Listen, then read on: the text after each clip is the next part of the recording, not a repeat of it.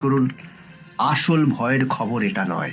ভয়ের খবর হলো মৃত্যুর আগে ইরান এমন এক মরণ কামড় দেবে যা কাল সকালেই আপনার বাইকের পেট্রোলের দাম এক লাফে 500 টাকা করে দিতে পারে। পৃথিবী যখন তৃতীয় বিশ্বযুদ্ধের বারুদের স্তূপে দাঁড়িয়ে, তখন চুপি সারে ভারত এমন এক খেলা খেলে দিয়েছে যা দেখে আমেরিকা থেকে তুরস্ক সবার পায়ের তলা থেকে মাটি সরে গেছে। বন্ধুরা, আজকের ভিডিওতে আমরা এমন কিছু প্রশ্নের উত্তর খুঁজব যা আপনার রাতের ঘুম কেড়ে নিতে পারে। কেন আমেরিকা হঠাৎ ভয়ে তাদের শক্তিশালী নৌবহরকে হরমুজ প্রণালী ব্যবহার করতে নিষেধ করে দিল? সেখানে জলের নিচে আসলে কি ঘটতে যাচ্ছে? ইরান কি সত্যি পাহাড়ের 300 ফুট নিচে লুকিয়ে 60% ইউরেনিয়াম সমৃদ্ধ করে পরমাণু বোমা বানিয়ে ফেলছে? ভারতের সাথে গ্রিসের এমন কি গোপন প্রতিরক্ষা চুক্তি হলো যা দেখে তুরস্কের এরদোগান এখন আতঙ্কে কাঁপছেন? আর সবচেয়ে বড় প্রশ্ন, বিশ্বজুড়ে যখন তেলের হাহাকার, তখন ভারত কিভাবে জাদুকরী উপায়ে 74 দিনের তেল মাটির নিচে লুকিয়ে ফেলেছে? কিন্তু দাঁড়ান, এসবের মাঝেও একটা গোপন সংকেত আছে। এই পুরো জিওপলিটিক্যাল গেমের মধ্যে ভারত এমন একটা সিক্রেট ওয়েপেন বা গোপন কৌশল ব্যবহার করেছে যা না আমেরিকা ধরতে পেরেছে, না চীন। এটা কোনো মিসাইল বা কোনো বোমা নয়, এটা সম্পূর্ণ অন্য কিছু।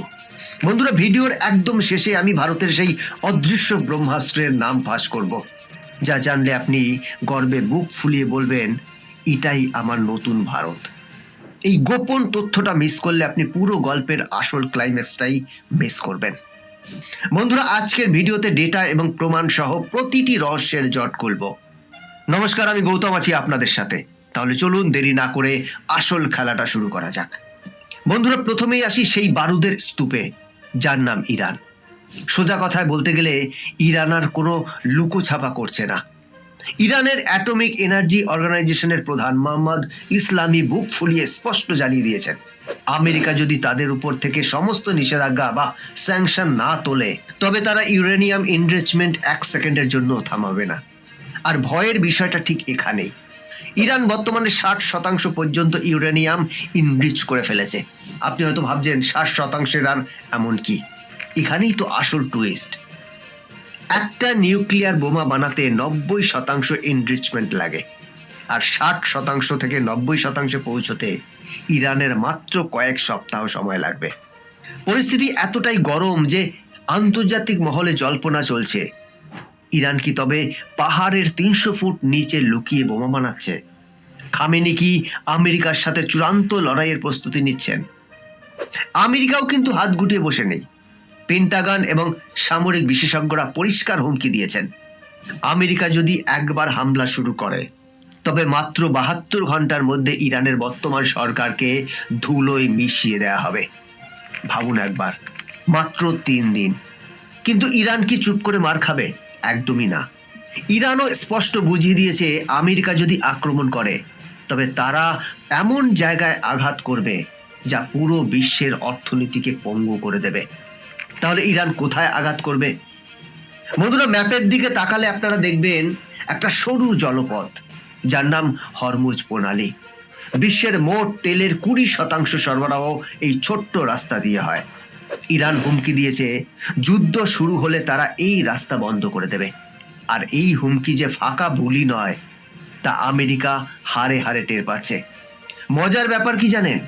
বিশ্বের সবচেয়ে শক্তিশালী নৌবাহিনী আমেরিকার, অথচ সেই আমেরিকায় ভয়ে কুঁকড়ে গেছে। বিশ্বাস হচ্ছে না? ফেব্রুয়ারি 3 তারিখের একটি ঘটনার পর আমেরিকার ডিপার্টমেন্ট অফ ট্রান্সপোর্টেশন তাদের সমস্ত বাণিজ্যিক জাহাজকে নির্দেশ দিয়েছে, হরমুজ প্রণালীর ধারে কাছেও যাবে না। ইরান নাকি ছোট ছোট স্পিডবোট আর ড্রোন দিয়ে আমেরিকার বড় বড় জাহাজ হাইজ্যাক করার প্ল্যান করছে, ঠিক যেমন সোমালিয়ার জলদস্যুরা করে। আমেরিকার এই নির্দেশ আসার সাথে সাথেই তেলের বাজারে আগুন লেগেছে। ব্রেন্ট ক্রুড অয়েলের দাম বেড়ে দাঁড়িয়েছে $69.13 প্রতি ব্যারেল, যা এক ঝটকায় 1.6% বৃদ্ধি পেয়েছে। মানেটা বুঝতে পারছেন? যুদ্ধ শুরুই হলো না, শুধু আমেরিকার একটা ভয়ে তেলের দাম বাড়তে শুরু করেছে। কিন্তু আপনি কি ভাবছেন ভারত হাত গুটিয়ে বসে আছে? মোটেই না। যখন সারা বিশ্ব তেলের চিন্তায় পাগল, তখন ভারত সরকার এমন এক কাণ্ড করে বসে আছে যা শুনলে আপনার চোখ কপালে উঠবে।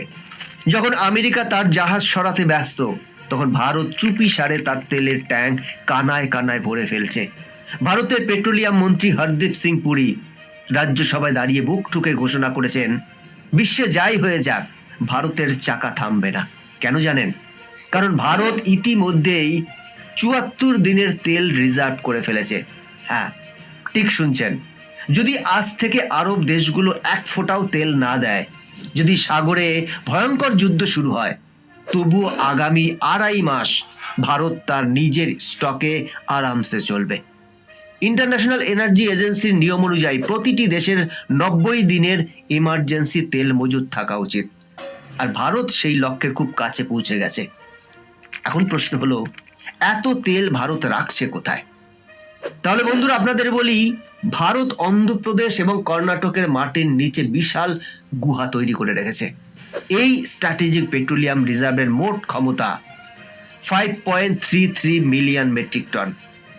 আর বর্তমানে আমাদের কাছে 4.04 মিলিয়ন মেট্রিক টন তেল অলরেডি মজুদ আছে, যা মোট ক্ষমতার প্রায় ৭৭%। ভাবছেন এখানেই শেষ? না, পিকচার আভি বাকি হ্যায়। ওড়িশাতে নতুন করে স্টোরেজ তৈরি হচ্ছে। ভারত শুধু ডিফেন্স নয়, এনার্জি সিকিউরিটিতেও এখন বিশ্বের দাদাগিরি কমানোর ক্ষমতা রাখে। যখন পাকিস্তান, শ্রীলঙ্কা বা বাংলাদেশের মতো দেশগুলো তেলের অভাবে হাহাকার করবে, তখন ভারত নিজের রিজার্ভ থেকে হেসে খেলে দিন পার করে দেবে। তেলের টেনশন তো মিটল, কিন্তু ভারতের শত্রুরা কি বসে আছে? পাকিস্তান তো এখন ধতব্যের মধ্যেই নেই। ভারতের আসল টার্গেট এখন তাদের আব্বাজান তুরস্ক। এরদোগান সব সময় পাকিস্তানের হয়ে কাশ্মীর ইস্যুতে কথা বলে। এবার ভারত তাকে এমন জায়গায় আঘাত করেছে যে আঙ্কারায় বসে এরদোগান এখন খাবি খাচ্ছে। ভারত সম্প্রতি গ্রিসের সাথে একটি ডিফেন্স এগ্রিমেন্ট সই করেছে। গ্রিসের প্রতিরক্ষা মন্ত্রী নিকোলাস জেন্ডিয়াস এবং ভারতের প্রতিরক্ষা মন্ত্রী রাজনাথ সিং দিল্লিতে বসে এই চুক্তি ফাইনাল করেছেন। আর এই চুক্তির নাম শুনেই তুরস্কের হার্টবিট বেড়ে যাচ্ছে, কারণ তুরস্কের চিরশত্রু হলো গ্রিস, আর ভারত এখন সেই গ্রিসের সাথেই হাত মিলিয়েছে। শুধু তাই নয়, ২০২৬ সালের জন্য একটি মিলিটারি কোঅপারেশন প্ল্যান তৈরি করা হয়েছে। এই প্ল্যান অনুযায়ী ভারতীয় নৌবাহিনী এবং গ্রিসের নৌবাহিনী ভূমধ্য সাগরে একজোট হয়ে কাজ করবে। সবচেয়ে বড় চমকটা কোথায় জানেন? গুরুগ্রামে অবস্থিত ভারতের ইনফরমেশন ফিউশন সেন্টারে গ্রিস তাদের একজন লিয়াজ অফিসার বা সামরিক প্রতিনিধি বসাবে। এর মানে হলো ভারত মহাসাগরে যা কিছু ঘটবে তার সমস্ত তথ্য গ্রিস পাবে, এবং গ্রিসের মাধ্যমে ভারত তুরস্কের উপর নজর রাখবে।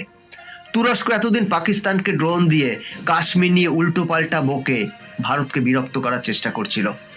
এবার ভারত গ্রিসের কাঁধে বন্দুক রেখে তুরস্কের সীমানায় নিশানা লাগিয়েছে। একেই বলে টিট ফর ট্যাট। বন্ধুরা, ভারত যে ৭৪ দিনে তেল মজুত করেছে আর গ্রিসের সাথে চুক্তি করেছে, এগুলো কোনো বিচ্ছিন্ন ঘটনা নয়। জিওপলিটিক্সের এক্সপার্টরা বলছেন, ভারত আসলে নিজেকে গ্লোবাল সাউথের লিডার হিসেবে প্রতিষ্ঠা করতে চাইছে। আমেরিকা যখন হরমুজ প্রণালীর ভয় এড়িয়ে যাচ্ছে, তখন ভারত নিজের তেল মজুত করে বুঝিয়ে দিল, আমরা কারোর ভরসায় বেঁচে নেই। আর গ্রিসের সাথে হাত মিলিয়ে ভারত বার্তা দিল, আমাদের বিরুদ্ধে যারা ষড়যন্ত্র করবে, আমরা তাদের ঘরে ঢুকে জবাব দেব। পাকিস্তান ভিখারির মতো IMF এর দরজায় ঘুরছে। চীন নিজেদের অর্থনীতি সামলাতে হিমশিম খাচ্ছে। আর ভারত যুদ্ধের প্রস্তুতি নিয়েও শান্ত হয়ে বসে আছে, কারণ আমাদের পকেটে আছে এনার্জি আর হাতে আছে শক্তিশালী মিত্র। বন্ধুরা, আপনি কি মনে করেন? ভারত কি সঠিক সময়ে সঠিক